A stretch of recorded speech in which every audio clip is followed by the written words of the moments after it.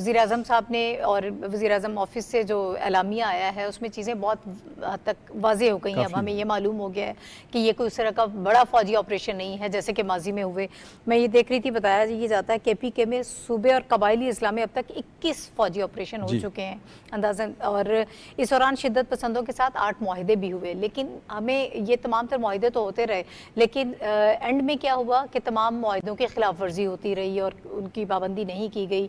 और इससे पहले जो एक डिबेट चल रही थी कि इनसे बात की जाए, उनके साथ मुज़ाकरात किए जाएं, अब हमारे पास इसके अलावा कोई चारा नहीं है कि इस किस्म का जो विजन अज़्म इस्तेहकाम है, इसके अलावा हमारे पास कोई चारा नहीं है कि इसके अलावा हम आगे बढ़ नहीं सकते। जी बिल्कुल, वज़ीर-ए-आज़म शहबाज शरीफ साहब ने जिस तरीके से वफाकी काबीना के इजलास में बड़ा वाज़ेह तौर के ऊपर वहाँ पे ये बात हुई कि मुल्क में पायदार अमन और इस्तेहकाम के विजन के लिए अज़म इस्तेहकाम जो है वो है, ये कोई बड़ा फौजी ऑपरेशन नहीं है। लेकिन जब सुना कि इस तरीके से एक ऑपरेशन हो रहा है तो बदकिस्मती से लोगों ने ये समझा कि यहाँ तो ये जिस तरीके से ऑपरेशन ज़रब-ए-अज़्ब हुआ था उस तरह का कोई ऑपरेशन होगा। और जब ऑपरेशन ज़रब-ए-अज़्ब जून 2014 के अंदर हुआ था तो जुलाई के पहले हफ्ते में खबरें आ रही थी कि तकरीबन 6.25 लाख लोग जो है वो नकल मकानी कर चुके हैं। तो लोगों को लगा कि शायद एक दफ़ा फिर नकल मकानी का सिलसिला शुरू हो जाएगा, या फिर कुछ लोगों ने समझा कि ये इस तरीके से ऑपरेशन होगा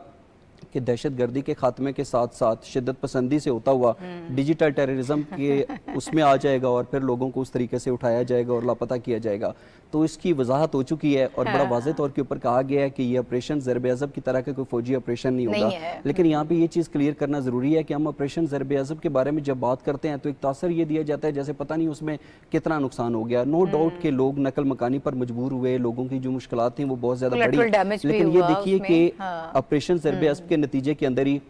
वज़ीरिस्तान जहाँ पे कभी खौफ और डर की बात की जाती थी, अभी वहाँ पे अमन है, माशी तरक्की हमें नजर आती है। मैंने खुद पिछले कुछ अरसे के अंदर अंगूर अड्डा, गुलाम खान बॉर्डर टर्मिनल, नवा पास क्रॉसिंग पॉइंट, तोरखम वहाँ का विजिट किया और वहाँ के जो मकामी लोग थे वो ये बात करते हैं कि ऑपरेशन ज़रब-ए-अज़्ब से पहले हमारी ज़िंदगी के अंदर बहुत सारी मुश्किलात थी, डर था, खौफ था, लेकिन अभी यहाँ पर अमन है, खुशहाली है, हमारे पास रोज़गार के मौके हैं। फिर जब ऑपरेशन ज़रब-ए-अज़्ब के बाद 2017 के अंदर ऑपरेशन रद्दुल फसाद का आगाज़ हुआ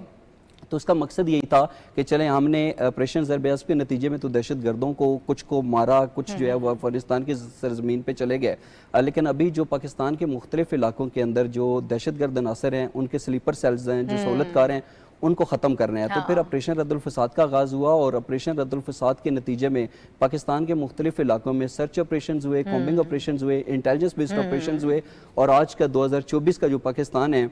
हमें 2007, 8, 9, 10 वाले पाकिस्तान से खासा जो है वो पुरअमन दिखाई देता है। तो अब भी ये बड़ा वाज़ेह तौर के ऊपर बताया गया कि ये एक इंटेलिजेंस बेस्ड ऑपरेशन होगा। इसके हवाले से वज़ीर दिफा ख्वाजा मोहम्मद आसिफ साहब ने भी बड़ा क्लियर कहा है। तो उसके बाद मेरा नहीं ख्याल कि किसी किस्म की कोई जो है वो इस तरह की चीज़ रहेगी जिसके ऊपर परेशानी का इज़हार किया जाए, अभाम हो, कन्फ्यूजन हो। लेकिन मजीद अगर कुछ तहफ़्फ़ुज़ात और खदशात हैं भी हज़्ब इख्तिलाफ के, ये कबायली माहिदीन के, तो बैठ के टेबल टॉक के जरिए हल हो जाएंगे और इसके ऊपर भी उन्होंने बात की है, उन्होंने कहा कि पार्लियामेंट और सेनेट के अंदर बात की। जी जी बिल्कुल। आगा साहब, आप इसको किस तरह से देख रहे हैं? हम कल भी इसके हवाले से बात कर रहे थे और आपने ये कहा था कि एक मुख्तलिफ ऑपरेशन होगा, ये उस तरह से नहीं होगा, लेकिन जो इन्होंने इश्तियाक साहब ने बात की है ये भी बड़ी इंपॉर्टेंट है कि ऑपरेशन ज़रब-ए-अज़्ब के बाद, रद्दुल फसाद के बाद हमने देखा कि जिस तरह से सूरत हाल बेहतर हुई, आपने दहशत गर्दी का खात्मा किया, लोगों की ज़िंदगी जो उस इलाके में रहने वाले हैं वो ज़्यादा बेहतर तरीके से बताते हैं और वो समझते हैं कि किन मुश्किलात का वो शिकार थे, कितनी कुर्बानियाँ आम आवाम ने दी।